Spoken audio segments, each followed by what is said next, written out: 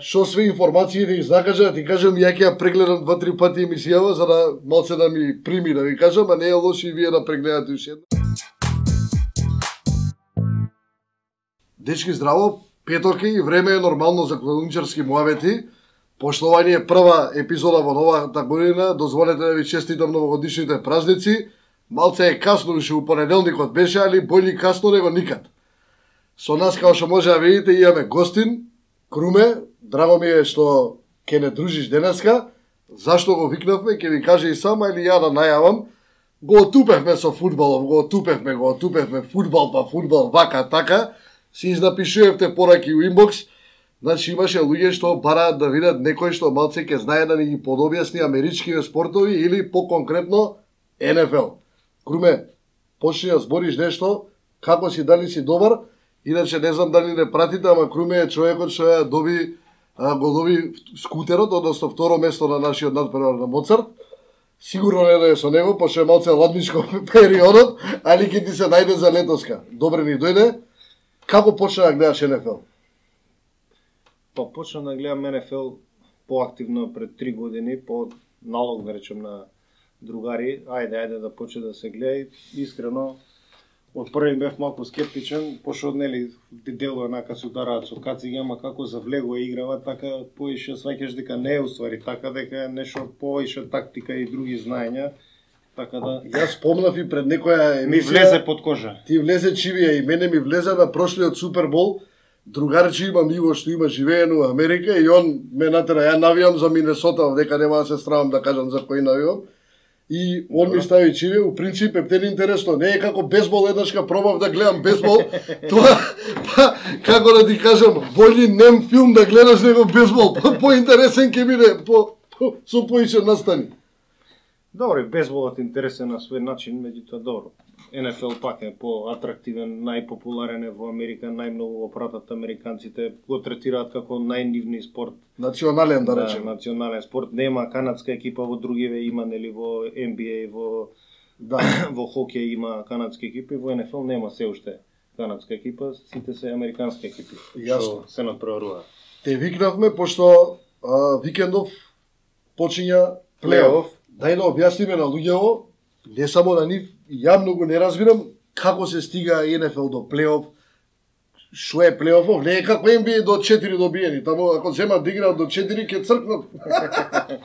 Така е, значи како што има во NBA, ќе објаснам попросто, нели исток и запад, овде има AFC и NFC со тоа што нема баш конкретно источни и западни екипи, него измешани се и од исток и од запад во еднава дивизија, и од исток и од запад и во другата дивизија, и од прво до 8 место се пласираат од двете дивизии, и првите две екипи во прво коло одмараат, значи сега се Канзас и Нью Ингланд од AFC, а од другата се Нью Орлеан Сейнтс и Лос Анџелес Рамс. Они ова коло, пошто прво и второ место завршија, нема да играат. Си имаат одмор, значи влагаат директно. По редослед, кој бил погоре на табелата е домакин, ови останатите екипи што фатија од односно трето до 8 место.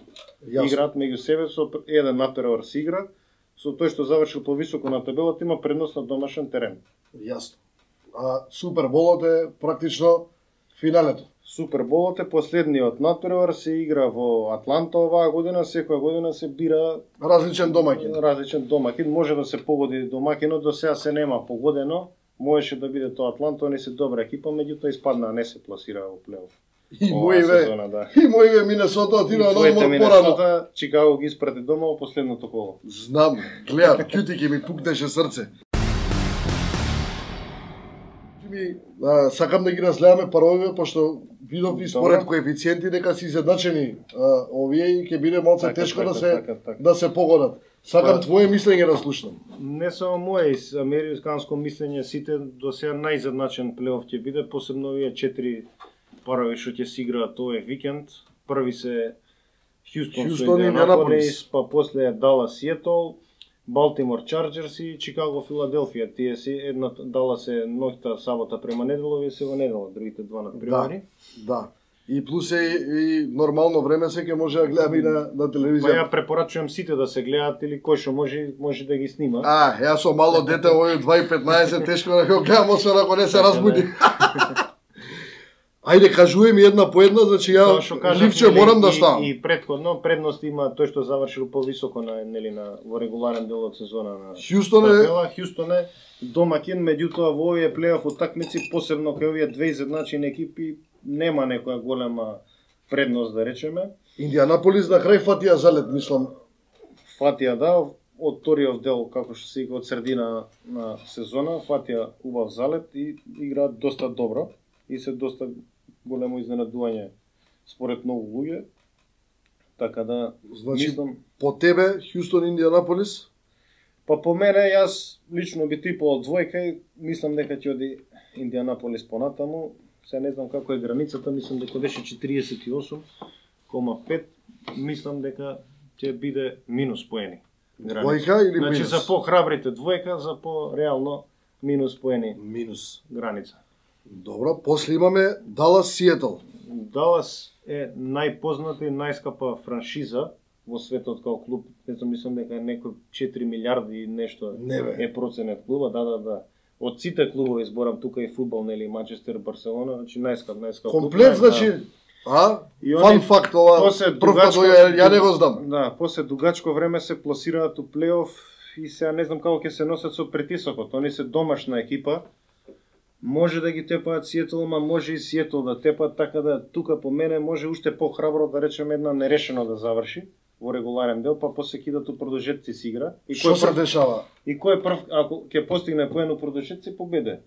Значи тачдаун ако постигне дали Сиетл, дали Далас, он е победник на надпреварот. Ова треба да се гледа, дечко. Не да треба. Значи овдека ти би за храбрите. Да, мислам дека беше границата 41 или 42,5, така да за по-објективно да оди плюс 42,5 е, да. 42,5 плюс. Значи поени, плюс границата. После имаме Балтимор со LA Chargers.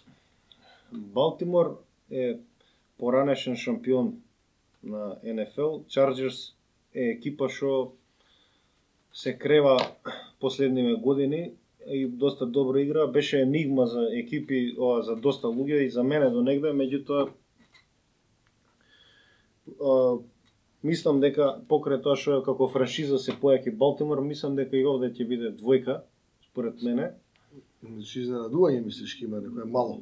Па некој мало изненадување, затоа што се бољи екипа на гостински терен. Chargers имаат 7 победи, мислам дека само една утакмица изгубија од Лос Анџелес Рамс, што е 7-1 имаат. Скоро они полесно се носат на гостински терен, а и во регуларен дел, без обзир што Балтимор има предност на домашен терен, во регуларен дел повеќе победи имаше Лос Анџелес Чарџерс од Балтимор.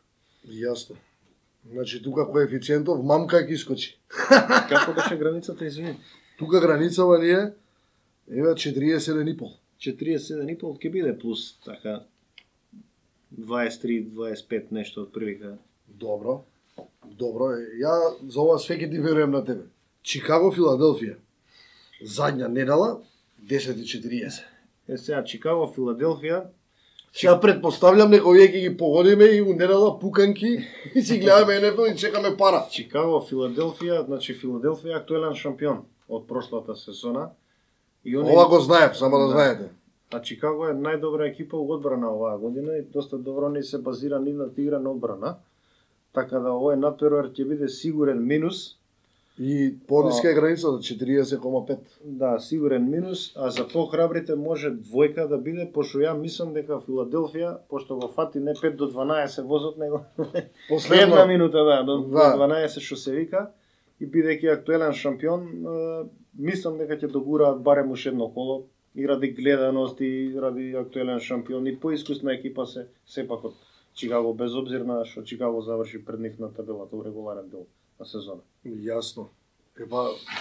Мислам дека до сега поисцрпна анализа сме немале, да ви кажам за вако, за било кој утакмици, и се надевам дека ќе ни вроди со плото овој пат.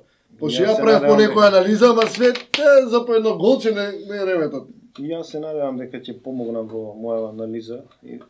Види, ти си даде опции и за похрабри, и за некои што сакаат понасигурно, али мене ми е, ќе ми биде баш кеф ако натераме некој да почне да гледа, пошто верувате дека стварно е зараза. Ја една утакмица изгледав и од тоаш не ги пропуштам, овие недела вечер даваат обично пренос порано со утакмиците и ми е коњак за по дома, да ти кажем право. Како што кажав, ќе бидат многу интересни, барем една до две кој што може да гледа, пожелно е да се гледа, ќе му стане интересно ако не пратил и до сега. Види, у оваа пауза со фудбалов, мислам дека ќе дојде убаво. Така е, се сложам. Круме, фала ти што дојде, напишавме Фала и на тикет, тебе. даде предлози, оставаме сами да си одлучат. Така? Што све информации да ги закажа, да ти кажам, ја ќе ја прегледам 2-3 пати емисијава, за да малце да ми прими, да ви кажам, а не е лошо и вие да прегледате уште еднашка. Викендов го резервираме за НФЛ, барем јас, а на тебе може да ти обеќам дека да се видиме за Супербол. Ако не на емисија, барем заедно да гледаме. Пошто ќе ми треба објаснување. Дечки, фала што не гледавте, одберете, ако имате и вие нешто паметно да кажете или некој совет да поделите, има коментари, има пораки, знаете како оди тоа. Се гледаме, чао. Поздрав.